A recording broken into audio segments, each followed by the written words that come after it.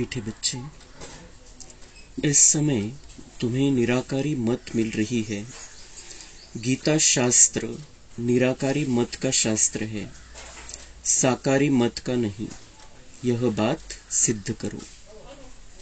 प्रश्न: कौन सी गुह्य बात बड़ी युक्ति से फर्स्ट क्लास बच्चे ही समझा सकते हैं? उत्तर: यह ब्रह्मा ही श्री कृष्ण बनते हैं। ब्रह्मा को प्रजापिता कहेंगे, श्री कृष्ण को नहीं। निराकार भगवान ने ब्रह्मा मुख से ब्राह्मण रखे हैं। श्री कृष्ण तो छोटा बच्चा है। गीता का भगवान निराकार परमात्मा है। श्री कृष्ण की आत्मा ने पुरुषार्थ करके यह प्रारब्ध पाई। यह बहुत गुह्य बात है जो फर्स्ट क्लास बच्चे ही युक्ति से समझा सकते हैं। 20 नाखून का जोर देकर यह बात सिद्ध करो, तब सर्विस की सफलता होगी। गीत कौन आया मेरे मन के द्वारे। ओम शांति। बच्चों ने सुना, यह आंख नहीं जान सकती है। किसको? भगवान को। यह आंखें श्री कृष्ण को तो जान सकती है, बाकी भगवान को नहीं जान सकती। आत्मा ही परमात्मा को जान सकती है। आत्मा मानती है कि हमारा परमपिता परमात्मा निराकार है। निराकार होने के कारण, इन आंखों से न देखने के कारण इतनी याद नहीं ठहरती। यह निराकारी बाप निराकारी बच्चों यानी आत्माओं को कहते हैं, तुमको निराकारी मत मिलती है। गीता शास्त्र है ही निराकारी मत का, साकारी मत का नहीं है। गीता धर्मशास्त्र है ना?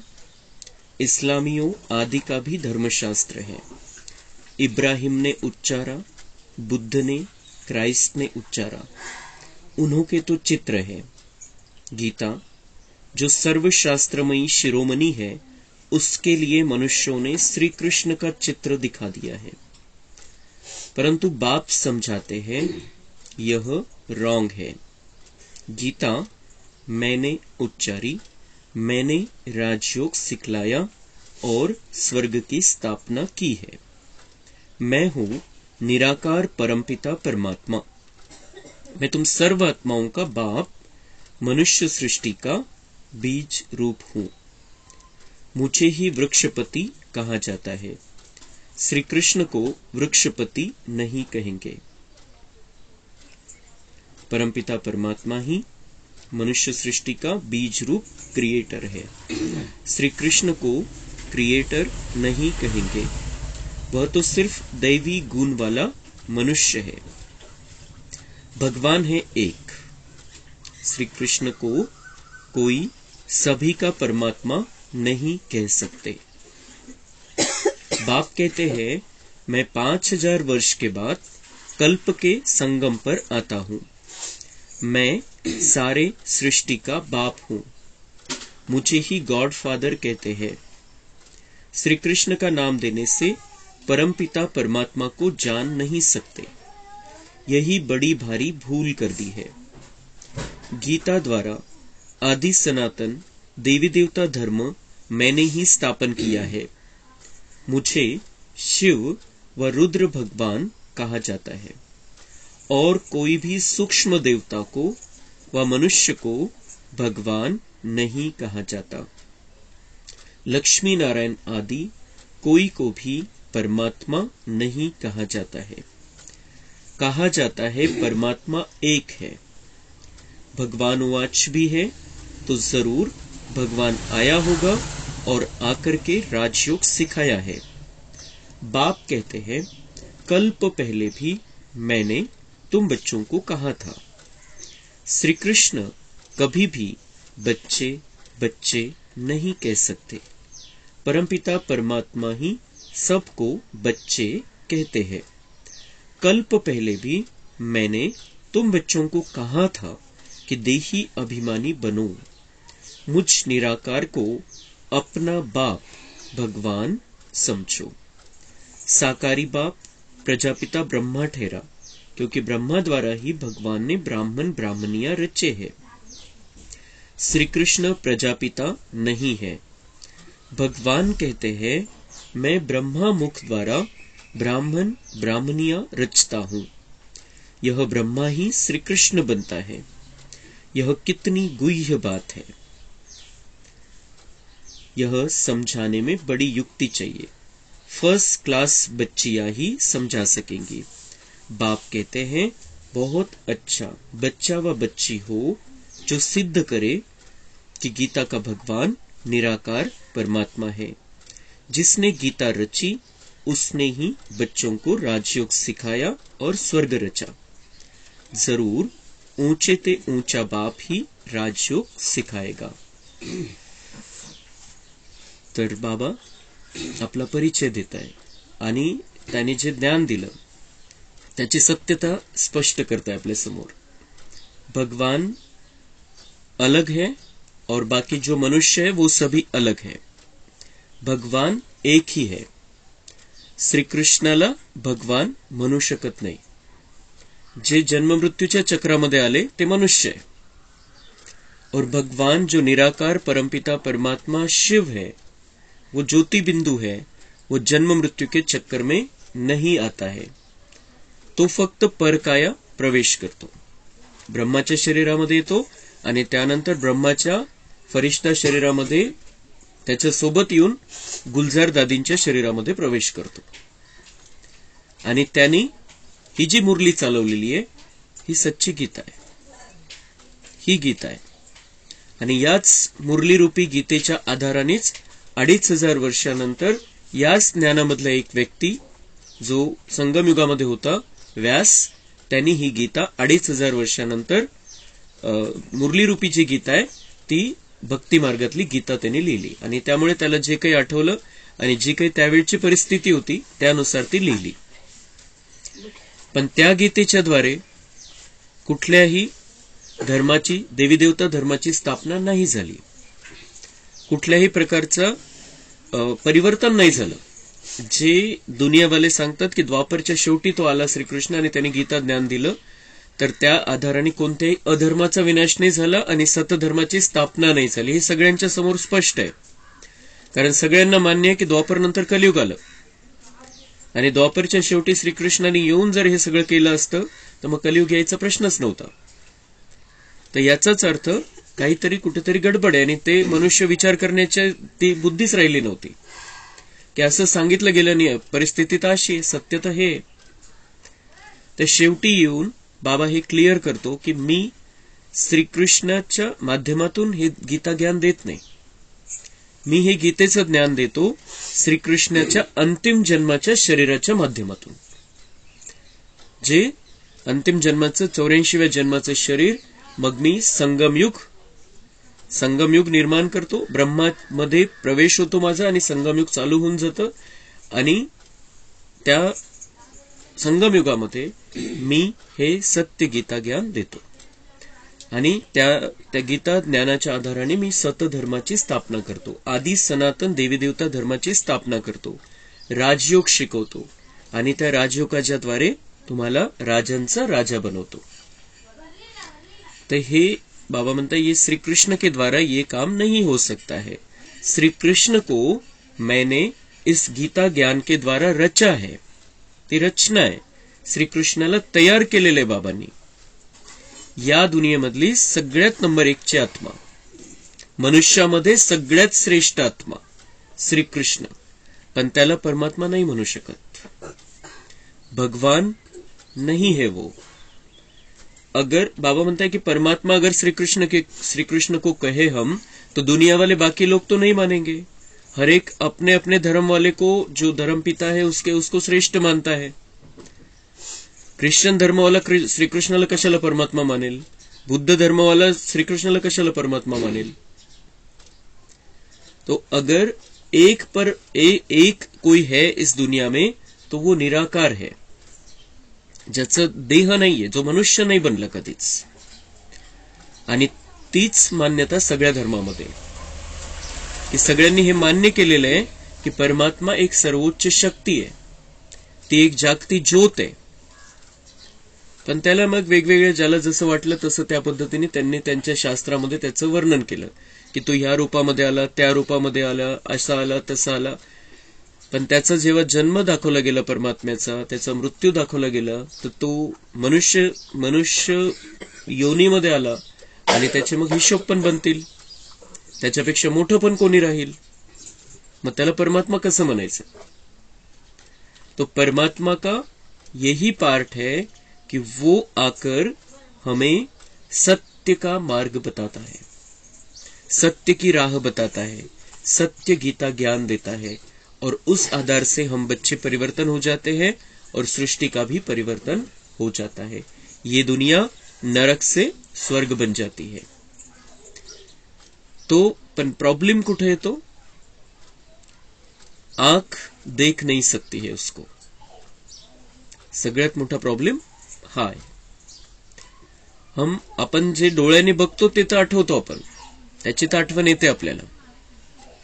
पण परमात्म्याला बघण्यासाठी आत्मिक नेत्र उघडलं गेलं पाहिजे आणि ती बुद्धी समजदार बुद्धी झाली पाहिजे ज्ञानाच्या आधाराने.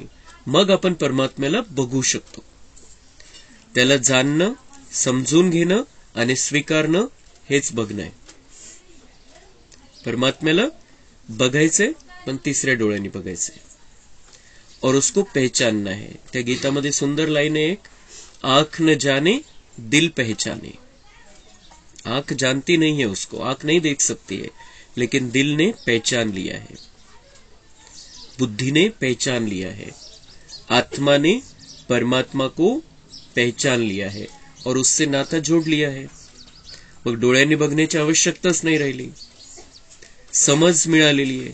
आणि जे बाबा आपल्याला इतके सगळे कारण सांगतो की मी परमात्मा का बरं आहे आणि बाकीचे का बरं नाहीये, हे एकदा कारण आपल्याला स्पष्ट झाल्यानंतर आपल्या बुद्धीमध्ये क्लिअर होऊन जातं आपल्याला की परमात्मा त्याच्याशिवाय दुसरा कोणी असूच शकत नाही आणि त्याची यादगार पण आहे. असंच नाही की ते उगचच आहे किंवा काहीतरी नवीनच काढलेलं आहे, यादगार बनलेली आहे दुनियेमध्ये. भक्ती सुरू झाली तर शिवाच्या पूजेपासून सुरू झालेली आहे. ज्योतिर्लिंगम स्थापन झालं सगळ्यात पहिले, त्याच्यानंतर बाकीची भक्ती सुरू झालेली आहे आणि ते ज्योतीचं प्रतीक आहे. आणि जे जितके सगळे देवी देवता आहे दुनियेमध्ये त्यांनी सगळ्यांनी शिवाला मानलेलं आहे आपल्यापेक्षा श्रेष्ठ. त्याच्यात अजून एक घोटाळा असा झाला, शिव आणि शंकरला एक करून टाकलं. तर बाबा आज ते पण क्लिअर करताय कि जो सूक्ष्म है, सूक्ष्म देवता है या कोई भी मनुष्य है, उसको भगवान नहीं कह सकते, क्योंकि भगवान एक निराकार को ही कहा जाता है जिसका अपना कोई सूक्ष्म शरीर भी नहीं है. ब्रह्मा विष्णु शंकर है, त्यांचं सूक्ष्म शरीर है, फरिश्ता शरीर है, लेकिन भगवान का सूक्ष्म शरीर भी नहीं है. भगवान सिर्फ एक ज्योति है और इसीलिए वो जब आता है संगम युग में तो वो ब्रह्मा के शरीर में प्रवेश करके ही कुछ कर सकता है.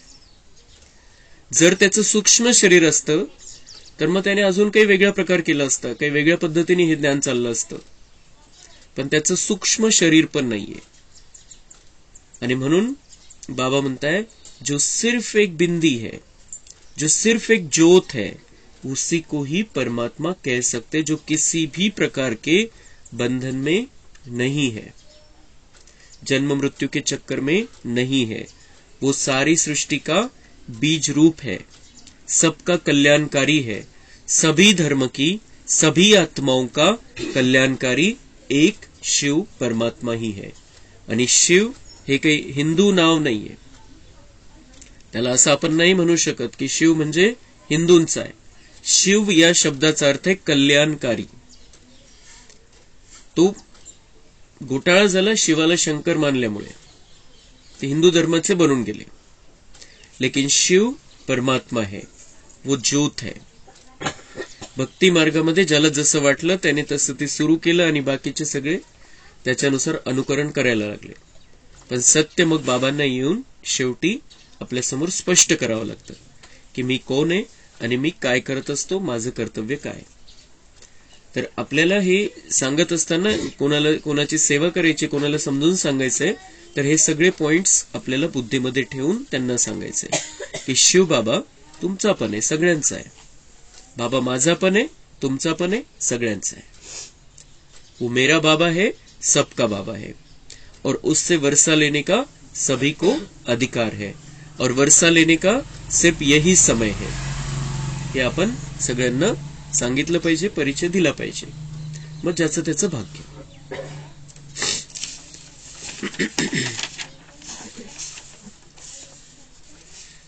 श्री कृष्ण ने तो प्रारब्ध पाई है, प्रारब्ध देने वाला है परमपिता परमात्मा. श्री कृष्ण है उनका बच्चा. श्री कृष्ण की आत्मा ने पुरुषार्थ किया और प्रारब्ध पाई. पुरुषार्थ कराने वाले को उड़ाकर पुरुषार्थ कर प्रारब्ध पाने वाले का नाम रख गीता को खंडन कर दिया है. तर बाबा म्हणताय की श्री कृष्ण ने प्रारब्ध पाई है, ते भविष्य त्यांनी बनवलेलं आहे. संगम युगामध्ये येऊन बाबांकडून ज्ञान प्राप्त करून त्या ज्ञानाच्या आधाराने पुरुषार्थाद्वारे त्यांनी आपलं भाग्य बनवलेलं आहे.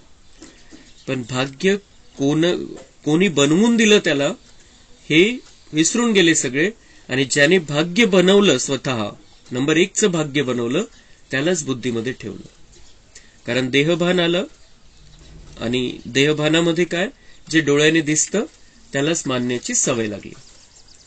आणि म्हणून निराकार पासून बुद्धी हटत गेली. सुरुवातीला जरी भक्ती शिवाची सुरू झाली, पण नंतर देहभान जसजसं वाढत गेला तसं तसं शरीरामध्ये शरीरधारी परमेश्वर पण मानायला लागले आणि शरीरामध्ये बुद्धी जायला लागली.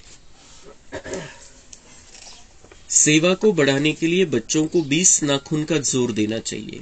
गीता किसने उच्चारी, गीता द्वारा कौन सा धर्म किसने स्थापन किया, इसी ही बात से तुम अच्छी रीति जीत पहन सकते हो. बाबा म्हणते सेवा करा, जितकी सेवा करता येईल तितकी करा. 20 नाखून का जोर म्हणजे जितकं जोरदारपणे सेवा करता येईल तितकी जोरदारपणे करा. आणि बाबा कोण आहे हे सिद्ध करा. परमपिता परमात्मा द्वारा स्वर्ग के मालिक बनते हैं, न कि श्री कृष्ण द्वारा. श्री कृष्ण तो खुद मालिक बनता है. श्री कृष्ण को भगवान मालिक बनाता है, ज्ञान देकर, योग सिखाकर, धारणा कराकर और सेवा लेकर उसके द्वारा. श्री कृष्ण मालिक बनता है विश्व का, लेकिन परमपिता परमात्मा द्वारा ही स्वर्ग का मालिक हम बनते हैं. श्री कृष्ण के द्वारा नहीं बन सकते हैं. श्री कृष्ण खुद बनता है मालिक भगवान के द्वारा. तो इस बात पर मेहनत करनी है. सब शास्त्र है गीता के बच्चे, तो बच्चों से कभी वर्षा मिल नहीं सकता. मग बाकीचे जे शास्त्र बनले त्याचा आधार पण गीताच आहे. भगवद्गीता त्याचा आधार आहे. आणि कोणती भगवद्गीता, जी बाबांनी मुरलीच्या द्वारे सांगितली, ती खरी भगवान उवाच है. ये भगवान उवाच है, ये जो मुरली है भगवान उवाच है, भगवान ने सुनाई है. और इस आधार से फिर वो भगवत गीता बनी 2500 साल के बाद, और फिर उस गीता के आधार से वो बाकी के शास्त्र बने. तर बाबा म्हणताय त्या वर्षा जो प्राप्त व्हायचा है तुम्हाला मुरलीद्वारे प्राप्त व्हायचा है. बाकी बाल बच्चों से वर्षा नहीं मिलने वाला है. बेहद के बाप से ही बेहद का वर्षा मिलता है. यह लिखत ऐसी साफ कर लिखनी है कि समझ जाए बरोबर गीता खंडन की है. गीता को डिफेम किया है. गीता खंडन की है म्हणजे सत्य गीतेला विसरून गेले, सत्य गीता सांगणारा कोण आहे हे विसरून गेले. और गीता को डिफेम किया है, इसलिए भारत कंगाल बन गया है, कौड़ी तुल्य बन गया है. ऐसे लिखत लिखो. भारत को स्वर्ग बनाने वाला कौन है, स्वर्ग कहाँ है. कलयुग के बाद सतयुग होगा तो उनकी स्थापना जरूर संगम पर होनी चाहिए. शिव भगवान वाच, मैं कल्प कल्प संगम पर पावन दुनिया बनाने आता हूँ. ऐसे सिद्ध करो जो समझे कि शिव परमात्मा ही सबको दुखों से लिबरेट करते हैं, न कि श्री कृष्ण. मुक्तिदाता कौन है, परमपिता परमात्मा. श्री कृष्णाच्या द्वारे, त्याच्या अंतिम जन्माच्या शरीराच्या द्वारे तो कार्य करतो, पण मग करवून घेणारा परमात्मा आहे. गीता के भगवान को जो समझ जाएंगे वही आकर फूल चढ़ाएंगे, सभी नहीं चढ़ाएंगे। जो समझ गए वह फूल बन बलि चढ़ जाएंगे। जो गीता के भगवान को समझ जाएंगे, निश्चय हो जाएगा, वही बाबा के सामने समर्पित हो जाएंगे, मन बुद्धि को अर्पण कर देंगे, जैसे फूल जैसे बन जाएंगे। बाबा के मीठे बच्चे फूल जैसे बन जाएंगे। बाबा को कोई फूल देते हैं तो बाबा कहते हैं मुझे ऐसे फूल बच्चे चाहिए, कांटे मेरे पर बलि चढ़े तो मैं उनको फूल बनाऊं। बाबा म्हणताय मला फुलासारखे बच्चे पाहिजे, तुम्ही तुमच्यामधले विकार माझ्यावरती अर्पण करा तर मी तुम्हाला फुलासारखं बनवून टाकेन। बबुलनाथ भी मेरा नाम है, बबुल के कांटों को फूल बनाने वाला मुझे ही कहते हैं। श्री कृष्ण तो स्वयं फूल है, वह है गार्डन ऑफ अल्लाह, यह है डेविल फॉरेस्ट। ही काट्यांचं जंगल है आणि सतयुग बाबा का भगवान का बगीचा है, फूलों का बगीचा है। और भगवान का एक नाम बबुलनाथ भी है, शिवाचं नाव बबुलनाथ। त्याचा अर्थ असा आहे की बाभळीचे काटे जे ते खूप त्रासदायक असतात, खूप जास्त खराब असतात ते काटे, आणि त्याला बबुलनाथ का नाव दिलेले, कितने भी भयानक विकार वाली मनुष्य आत्माएं हो उनको मैं फूल बना सकता हूं, सिर्फ मेरे पर अर्पण होने की जरूरत है। कोई भी परिवर्तन हो सकता है और कितना भी बड़ा परिवर्तन उस आत्मा में हो सकता है, और इसलिए बाबा को कहा जाता है बबुलनाथ, कांटों को फूल बनाने वाला। तो इसको फिर डेटी गार्डन बाप बनाता है, दैवी बगीचा बाबा बनवतो या दुनियेला। ही जी दुनिया आहे हे काट्याचं जंगल झालेलं आहे, दुःखाची दुनिया झालेली आहे, कंप्लीट दुःखाची दुनिया झालेली आहे, आणि आता बिलकुल अंतिम समय चाललेला आहे। आता विनाशाचे नजारे पण दिसायला लागलेले। काल तुर्कस्तानमध्ये एक भूकंप झाला, खूप जोरदार भूकंप झालेला आहे तो, आणि तिथं म्हणजे संख्या तर खूप कमी दाखवत आहे ते अजून, पण 50,000च्या आसपास लोक गेले असतील। आणि एका देशामध्ये भूकंप झाला आणि आजूबाजूच्या 4 देशांना त्याचा फटका बसलेला आहे, इतका भयानक भूकंप तिथे झालेला आहे। तर हे असे जे प्रकार आहे हे आता सुरू झालेले, आणि म्हणून आपल्याला खूप चांगल्या प्रकारे पुरुषार्थ करायचा आहे। आता आपण ती बातमी ऐकते, आपल्याला माहित झालेलं आहे, तर आपण सकाश द्यायची त्या ठिकाणी जिथं आपल्याला कळालेले भूकंप झालेला आहे, तर आपण बाबांकडून शांतीची किरणं घेऊन त्या ठिकाणी त्या आत्म्यांना शांती द्यायची। पण हे असं हे सुरू झालेलं आहे वेगवेगळ्या प्रकारे। आता हा विनाशाचा कार्यक्रम सुरू राहील, फक्त आपल्याला खूप मजबूत राहायचंय, बाबांशी कनेक्शन आपलं कधीच नाही तुटलं पाहिजे। आता बाबांच्या जवळच राहायचंय, बाबांना बिल्कुल सोडायचं नहीं अपन। तो फिर चाहे कुछ भी हो जाए हम सुरक्षित रहेंगे, या फिर हमारे द्वारा सेवा होगी उस स्थिति में। तुम ही नई दुनिया के मालिक बनते हो।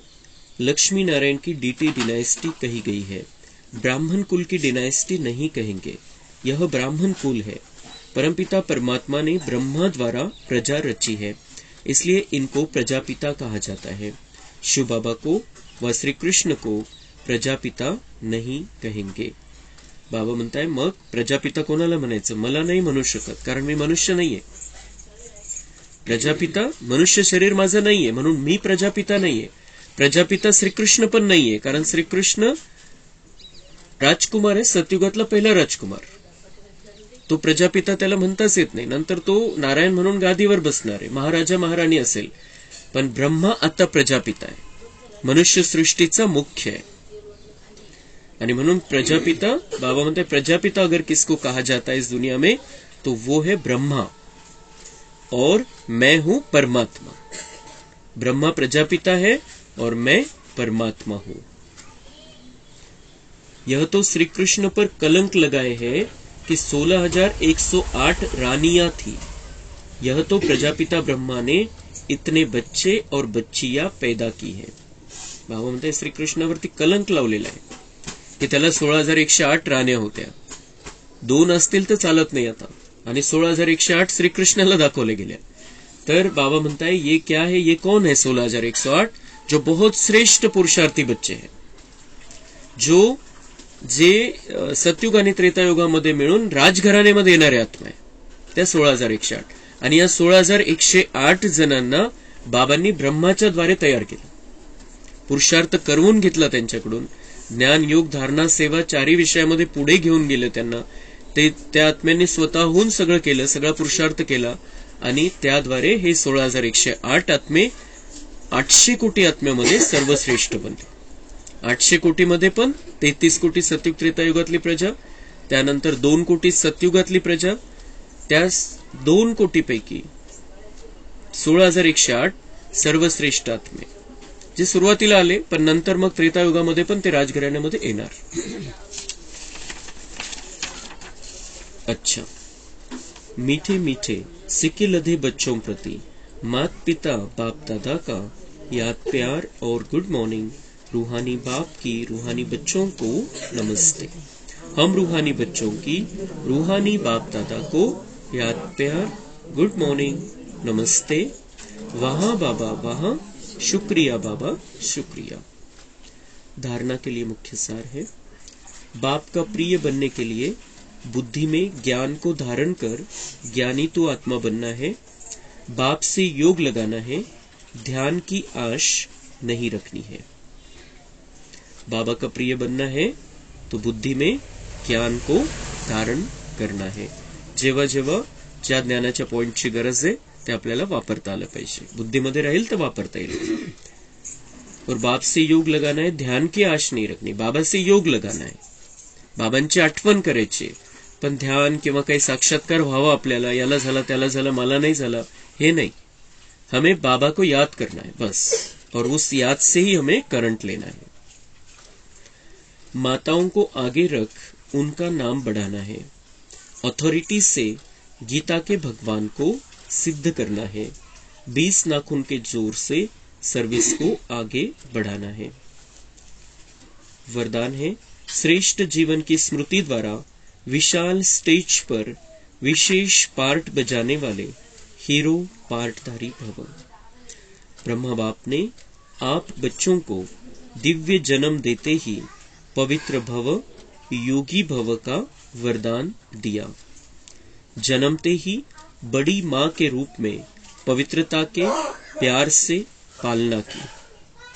तो ब्रह्मा माँ के द्वारा हमारा जन्म हुआ और जन्मते ही हमें वरदान मिला पवित्र भव, योगी भव. और ब्रह्मा माँ ने हमारी पालना की पवित्रता के प्यार से. सदा खुशियों के झूले में झुलाया, सर्वगुण मूर्त ज्ञान मूर्त सुख शांति स्वरूप बनने की हर रोज लोरी दी. ऐसे माता पिता के श्रेष्ठ बच्चे ब्रह्मा कुमार कुमारी है. इस जीवन के महत्व को स्मृति में रख विश्व की विशाल स्टेज पर विशेष पार्ट, हीरो पार्ट बजाओ. तर आपण साधारण नाहीये, आपण ब्रह्मा बाबांचे शिवबाबांचे बच्चे. आता आपल्याला हे बुद्धीमध्ये ठेवायचंय की माझा जन्म दिव्य जन्म आहे, श्रेष्ठ जन्म आहे, आणि या संपूर्ण सृष्टीरूपी स्टेजवरती माझा महत्वाचा पार्ट आहे. श्रेष्ठ जन्म आहे आणि श्रेष्ठ पार्ट आहे असं बुद्धीमध्ये ठेवून आपल्याला हीरो पार्ट बजवायचा आहे. साधा सुद्धा पार्ट नाही. आता सगळ्या विश्वाच्या कल्याणाचा पार्ट आपल्याला बाबांनी दिलेला आहे. दिव्य गुणांची धारणा करण्याचा पार्ट दिलेला आहे. स्लोगन, बिंदु शब्द के महत्व को जान, बिंदु बन, बिंदु बाप को याद करना ही योगी बनना है. बाबांनी आपल्याला बिंदूचं महत्व सांगितलेलं आहे. हम आत्मा बिंदु है, बाबा बिंदु है, और ड्रामा की बिंदी लगानी है. हम आत्मा बिंदु है, छोटीशी निराकार ज्योती आपण आत्मा म्हणजे. हे शरीर तर वरचं कवर आहे. और हम आत्मा परमात्मा के संतान है. हम आत्मा में 84 जन्मों का सारा रिकॉर्ड भरा हुआ है. संस्कार 84 जन्माचे संस्कार, 84 जन्माचा पार्ट आपल्यामध्ये भरलेला आहे. छोटीशी बिंदी. मैं आत्मा निराकार बिंदी, मैं चांदनी हूं, मैं छोटी सी बिंदी हूं. फिर परमात्मा भी बिंदी है, छोटी सी बिंदी है, लेकिन परमात्मा में सारे सृष्टि के आदि मध्य अंत का ज्ञान भरा हुआ है. परमात्मा जानी जाननहार है. छोटी सी बिंदी है लेकिन गुणों में सिंधु है। और उसके जो गुण है वो कभी खत्म नहीं होते, कभी कम नहीं होते हैं। लेकिन हम जन्म मृत्यु के चक्कर में आकर हमारे गुणों में कमी आ जाती है, चार्जिंग कम हो जाती है। और फिर जब हम फिर से भगवान से उस बिंदी से कनेक्शन जोड़ते हैं, जो सबसे महान बिंदी है इस दुनिया में, सबसे महान आत्मा है परमात्मा, उससे हम कनेक्शन जोड़ते हैं, तो फिर से हमारी चार्जिंग हो जाती है, फिर से हमारे अंदर वो गुण आ जाते हैं, और फिर से ये ड्रामा फिर से रिपीट करने के लिए हम तैयार हो जाते हैं। हम ये ड्रामा पूरा कर रहे हैं, फिर से हमें ये ड्रामा रिपीट करना है, जैसा कि वैसा रिपीट करना है। और जब हम भगवान से कनेक्शन जोड़ते हैं तो फिर वो ड्रामा रिपीट करने के लिए सारे संस्कार, सारे गुण, सारे पार्ट हमारे अंदर भरते जाते हैं, और पिछला सारा हिसाब किताब चुकता होता जाता है। इसलिए बिंदी समझकर बिंदु बाप को याद करना है। लेकिन ये बिंदी समझकर बिंदु बाप को याद करने के लिए तीसरी बिंदी हमें बुद्धि में रखनी पड़ती है। ड्रामा बिंदी, जो कुछ बीत गया ड्रामा, ड्रामा में जो है उसके अलावा कुछ नया हो नहीं सकता है। ड्रामा फाइनल है और फिक्स है, उसे कोई बदल नहीं सकता है, और ड्रामा कल्याणकारी है। और इसलिए जो कुछ भी हुआ बिंदी समझकर, बिंदी लगाकर उसे भूल जाना है। और फिर जब हम मन बुद्धि को चलाते नहीं है, व्यर्थ में चलाते नहीं है, तब हम अपने आप को बिंदी समझकर बिंदु रूप बाबा से कनेक्शन जोड़कर रख सकते हैं, और उससे फिर फायदे ही फायदे हैं। अच्छा, ओम शांति। कम बोलो, धीरे बोलो, मीठा बोलो, सत्य बोलो, सोच समझ कर बोलो। दुआएं दो, दुआएं लो, सुख दो,